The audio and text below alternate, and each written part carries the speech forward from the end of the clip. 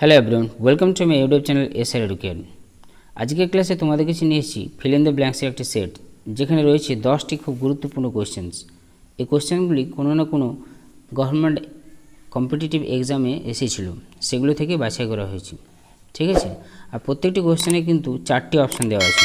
এই 4টি অপশানগুলি যে কোনো 4টি অপশানের মধ্যে এ বি সি ডি আছে, এ আছে, বি আছে, সি আছে, ডি আছে।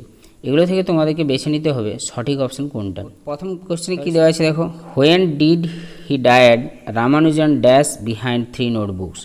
রামানুজন যখন মারা গিয়েছিলেন তখন তিনি 3টি নোটবুক ছেড়ে গিয়েছিলেন।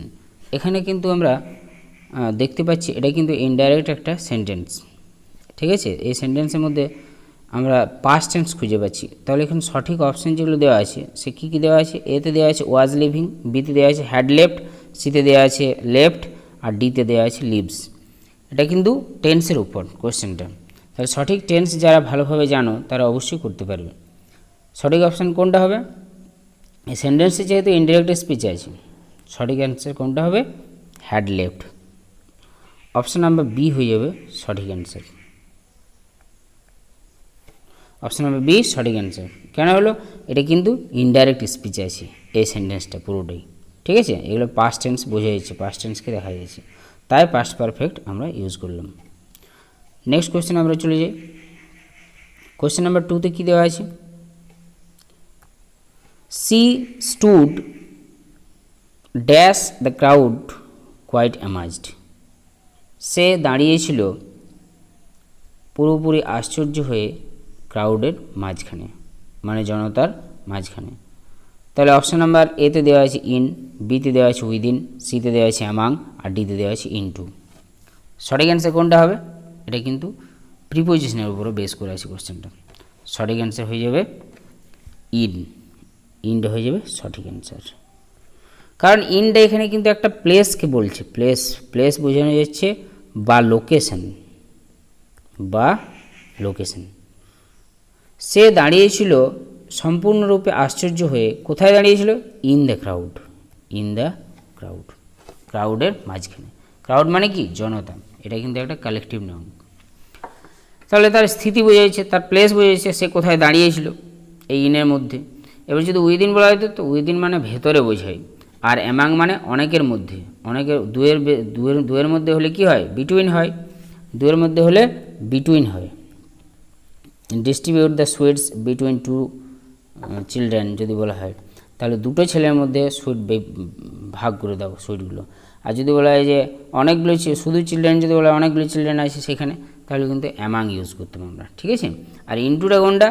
ইনটুটা কিন্তু কোনো জায়গায় জাস্ট বাইরে থেকে ভেতরে প্রবেশ করার ক্ষেত্রে, মানে গতি নিয়ে প্রবেশ করছে কোনো জায়গায়, সেখানে কিন্তু আমরা ইনটু ব্যবহার করি। যেমন the boy came into the room. ছেলেটি রুমে প্রবেশ করলো। ছেলেটা ছিল বাইরে, কিন্তু যখন ভেতরে এলো, আসছে এই ব্যাপারটা, আসার ব্যাপারটা, তখন ইনটু হয়ে গেল।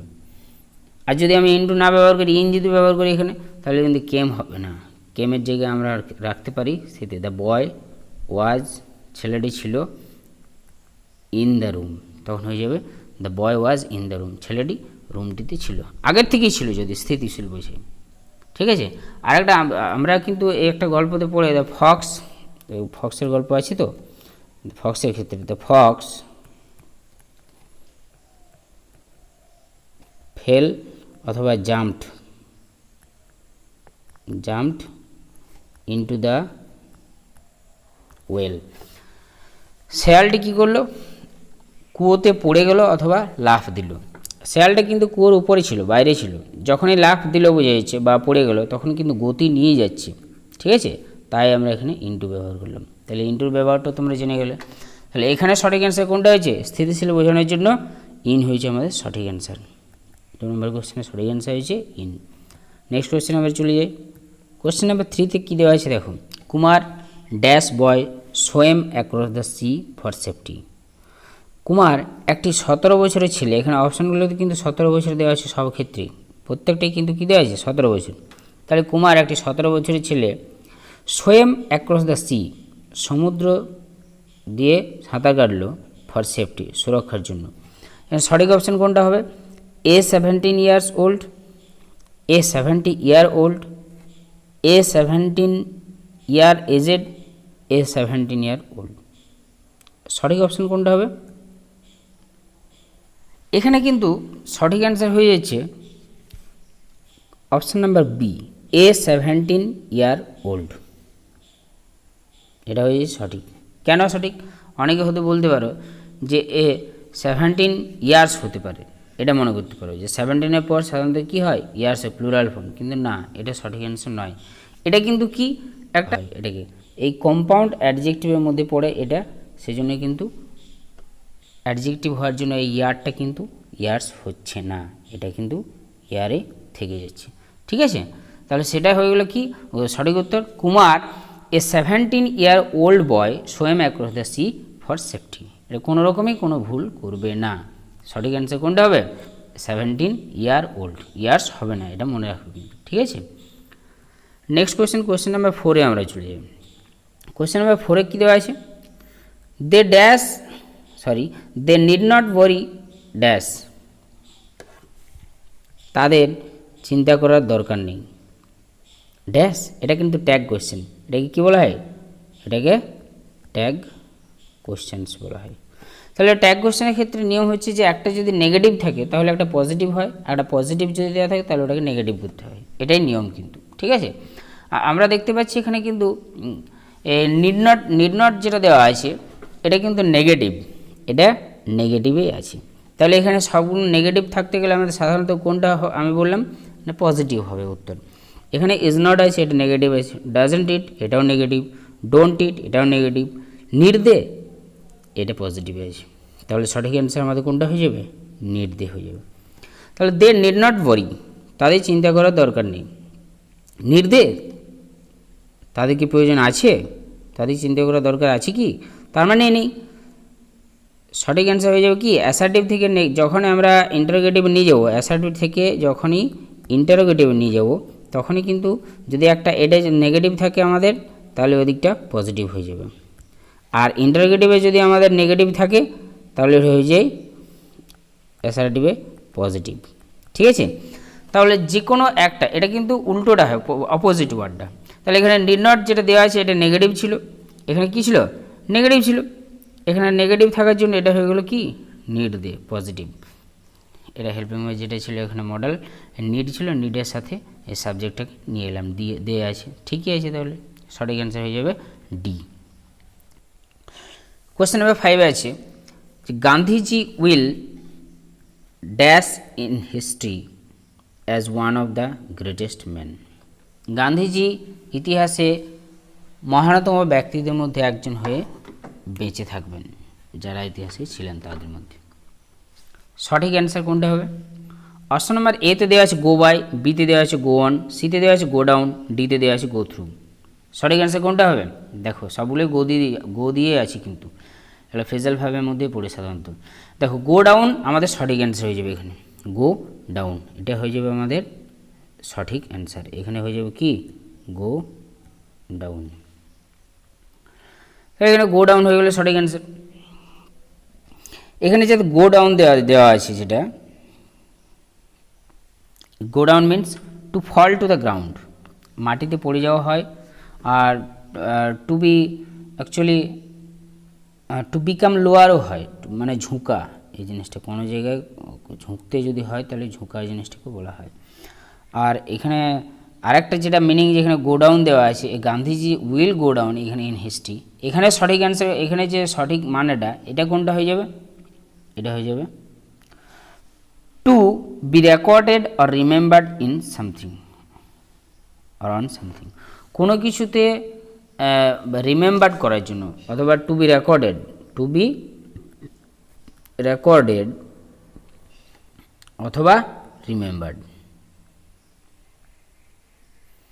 এখানে কিন্তু রেকর্ড হয়ে থাকবে বা রিমেম্বার্ড, স্মরণীয় হয়ে থাকবেন ইতিহাসে গান্ধীজি, এটা এখানে সঠিক মিনিং। আর যে দেওয়া আছে বাকি যে অপশানগুলো দেওয়া আছে, যেমন দেওয়া আছে go by, go by means to pass, actually টাইমের ক্ষেত্রে টু পাস ব্যবহার করা হয়, টু পাস টাইম, তো গো বাই মানে চলতে থাকা। গো অন দেওয়া আছে, এটাও কিন্তু কি কন্টিনিউ করা, এটার মানে হচ্ছে কন্টিনিউ করা, কোনো জিনিসকে চালিয়ে যাওয়া, that means continue without changing, আর কন্টিনিউ কোনো কিছুকে বলতেই থাকলো, স্পিকিং এক্ষেত্রে বলে। এখানে দেওয়া আছে go through, go through means to look at আর এক্সামিন সামথিং, অথবা টু রিড মানে পড়া, কোনো জিনিসকে পড়াটাকে গো থ্রু বলা হয় ফ্রেজাল ভার্ব, ঠিক আছে। আর কোনো এক্সামিন করাটাও বোঝা যায়, সামথিং কেয়ারফুলি, খুব যত্ন করে, এবং টু লুক অ্যাট কোনো জিনিসকে দেখার ক্ষেত্রেও ব্যবহার করা হয়।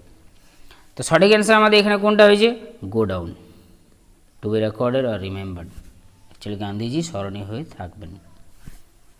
নেক্সট কোয়েশ্চেন আমরা চলে যাই, কোয়েশ্চেন নাম্বার 6। 6-এ কী দেওয়া আছে, কোয়েশ্চেন নাম্বার 6-এ দেওয়া আছে if she dash a bird she would fly.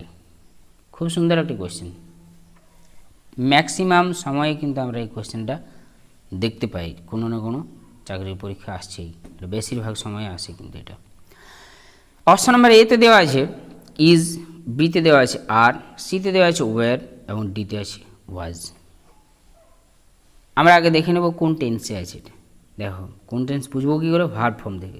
এখানে ভার্ব, এখানে সি এর পর ভার্বটা নেই, কিন্তু এই ভার্বটাই আমাদের দিতে হবে। তাহলে এই ভার্বটা কার অনুযায়ী হবে, এখানে হবে সি উড ফ্লাই, এখানে আমরা দেখতে পাচ্ছি উড ফ্লাই। উডের প্রেজেন্ট ফর্ম কোনটা আছে, উইল। পাস্ট ফর্ম কোনটা, উড ব্যবহার করা হয়েছে, তাহলে আমাদের এখানেও পাস্ট ফর্ম আনতে হবে। তাহলে প্রেজেন্ট ফর্ম ইজ আছে, বাদ যাবে, আর আছে, এটাও প্রেজেন্ট, বাদ যাবে। তাহলে ওয়াজ আছে একটা, আর ওয়ার আছে একটা, একটা ওয়াজ আর একটা ওয়ার। এর সঠিক কোনটা হবে তাহলে, দেখো যদি ইফ কন্ডিশনালের ক্ষেত্রে ব্যবহার করা হয়, যদি দিয়ে সেন্টেন্সটা শুরু হয়, এটা কিন্তু সাবজাংটিভ মুডে আছে, বিগিনিং উইথ দ্য ক্লজ আছে ইফ দিয়ে। ইফ দিয়ে যদি আমরা ক্লজ শুরু পাই কোনো একটা, এটা তো দুটো ক্লজ আছে, এটা একটি ক্লজ পুরোটাই, আর এটাও একটি ক্লজ, তাহলে কিন্তু ইফ দিয়ে যদি শুরু হয়, সাধারণত যেটা হওয়া দরকার তার উল্টোটা হয়। এখানে হওয়া দরকার ছিল হিয়ের পর সিঙ্গুলার ফর্ম ওয়াজ, কিন্তু এখানে ওয়াজ হবে না, তার উল্টোটা কী হবে, ওয়ার হয়ে যাবে, প্লুরাল ফর্মে হয় সর্বদা। সঠিক অ্যান্সার হয়ে যাবে আমাদের কোনটা, ওয়ার হয়ে যাবে সঠিক answer. If she were a bird, যদি সে একটি পাখি হতো, সি উড ফ্লাই, তাহলে সে উড়তে পারত বা উড়ত। এটা কিন্তু আলাদাভাবে আমি একটা সেন্টেন্স বলে দিচ্ছি, যে ইফ এই সেন্টেন্সটা আছে পরীক্ষা আরও, ইফ আই ওয়ার ইউ, যদি আমি তুমি হতাম, যদি আমি তুমি হতাম, আমি কি তুমি হতে পারি, সম্ভব কি, কমা দিয়ে I would solve the problem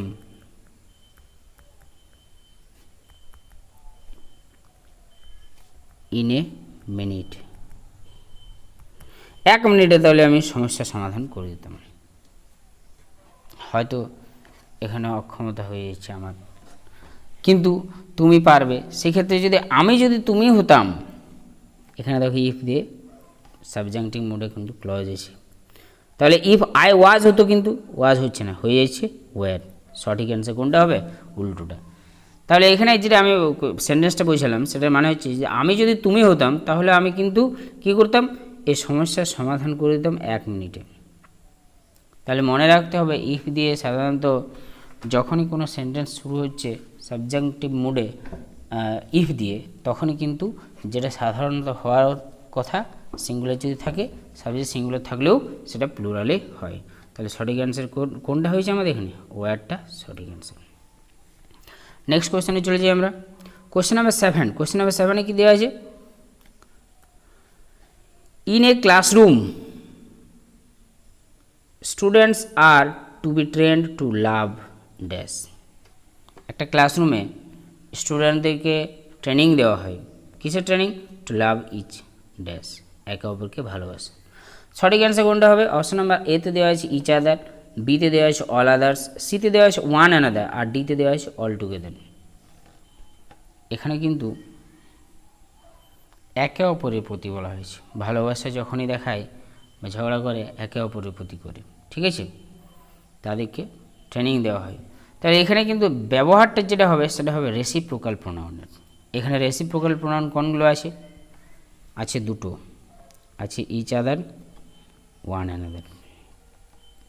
all আদার্সটাও হবে না, অল টুগেদারও হবে না, দুটোর মধ্যে যে কোনো একটি হবে। এগুলো কিন্তু কি বলা হয়? Reciprocal pronoun. রেসিপ্রোকাল প্রোনাউন, একে অপরে ভালোবাসা। ইচ আদার না ওয়ান অ্যানাদার? সঠিক অ্যান্সার হয়ে যাবে এখানে ওয়ান অ্যানাদার। ওয়ান অ্যানাদারটা আমাদের এখানে অ্যান্সার হয়ে যাবে। কেন হচ্ছে? দুটো এটা ইচ আদার এবং ওয়ান আদার ক্ষেত্রে কিন্তু ডিফারেন্স কিন্তু খুব একটা নেই। আমরা সাধারণভাবে আমরা বলে থাকি যখন দুজনের মধ্যে কোনো কিছু হয় তখন আমরা ইচ আদার লিখি, আর যখন দুয়ের বেশির মধ্যে কোনো কিছু হয় তখন ওয়ান আনাদারে চলে যাই। তাহলে স্টুডেন্টস এখানে ক্লাসরুমে অনেকগুলো আছে, তাই আমরা ওয়ান আনাদার ব্যবহার করলাম। এখন যদি ইচ আদার ব্যবহার করা যায়, ওয়ান আনাদার যদি অপশানটা না থাকতো তাহলে আমরা কিন্তু ইচ আদারে ব্যবহার করতাম। যেহেতু ওয়ান আনাদার আছে তাই আমরা সাধারণত যেটা লিখি সেটা হচ্ছে কি ওয়ান আনাদার। এই ওয়ান আনাদারকে আমরা অ্যান্সার হিসেবে লিখতে হবে আমাদেরকে, ঠিক আছে? যেমন ইচ আদার বা ওয়ান আনাদারের আরও উদাহরণ যদি দিয়ে আমি বোঝাই, যেমন ইচ আদার দিয়ে যদি আমি সেন্টেন্স লিখি একটা, মনে করো যে বোথ, আমরা দুটো ক্যারেক্টার পাই, টম অ্যান্ড জেরি, তাই তো? Tom and Jerry, both Tom and Jerry কী করে? ওয়ার কোয়ারেলিং, তারা ঝগড়া করছিল with each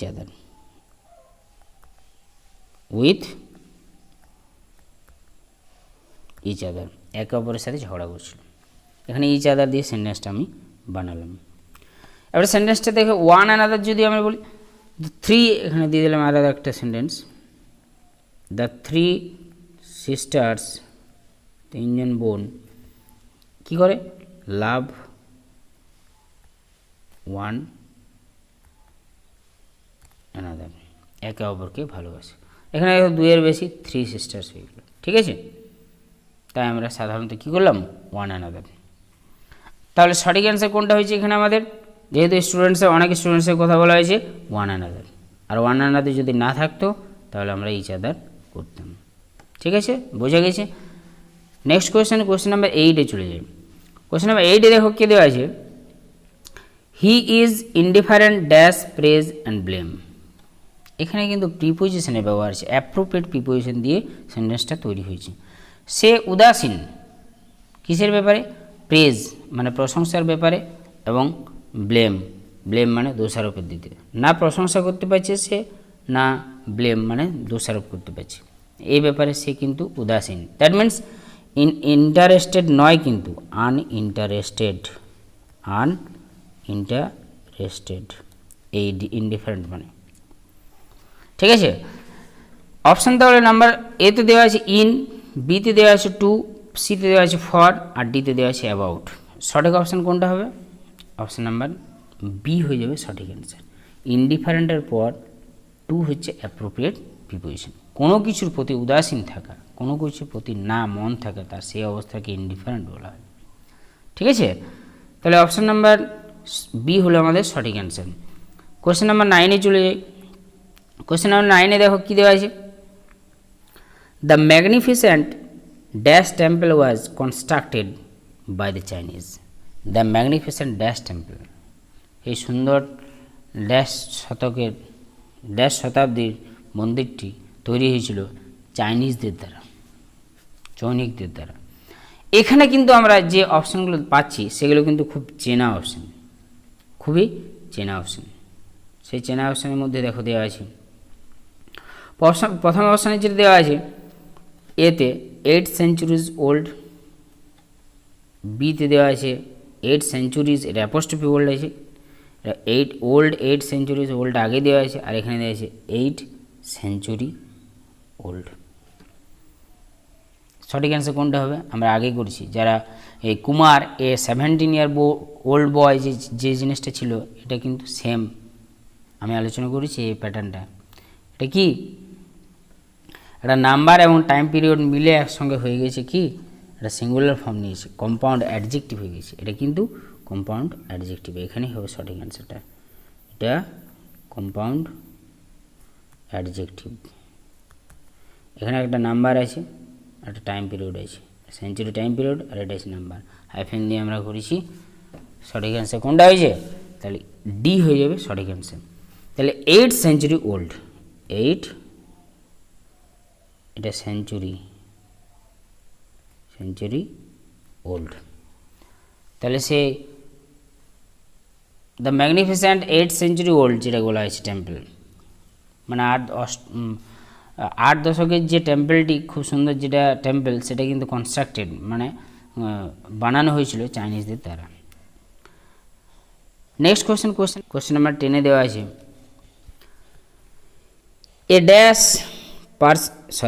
a person who dash on his own effort has the best chance to win. একজন ব্যক্তি যে তার নিজের চেষ্টাকে ড্যাশ করে, কি করে? ড্যাশ করে। এটা আমাদের সঠিক উত্তরটা দিতে হবে। Has the best chance to win, তারই কিন্তু সবচেয়ে ভালো সুযোগ রয়েছে জেতার। তাহলে সঠিক অপশান কোনটা হবে? প্রথমে দেওয়া আছে মেক্স, বিতে দেওয়া আছে পুটস, সিতে দেওয়া আছে রিলায়েজ, আর ডিতে দেওয়া আছে রানস। এখানে সঠিক ভার্ব বসাতে হবে। সঠিক অ্যান্সার হয়ে যাবে আমাদের রিলায়েজ। রিলায়েজ মিন্স টু ডিপেন্ড অন, কোনো কিছুর উপর নির্ভর করা, টু ডিপেন্ড অন। তাহলে কার উপর নির্ভর করবে? সে নিজের চেষ্টার উপর নির্ভর করবে। অবশ্যই কোনো একজন ব্যক্তি যদি নিজের চেষ্টায় সে থাকে, নিজের চেষ্টার উপর নির্ভর করে, অন্য কারোর চেষ্টা না নিয়ে, যেমন যদি বলে যে ভগবানই সব কিছু করে দেবেন, এটা কি হয় সম্ভব? না, সম্ভব নয়। একজন ব্যক্তি যখন নিজের চেষ্টায় কোনো কিছু করবেন, সে কিন্তু অনেকটা এগিয়ে যাবে, অ্যাডভান্স লেভেলে থাকবে, ঠিক আছে?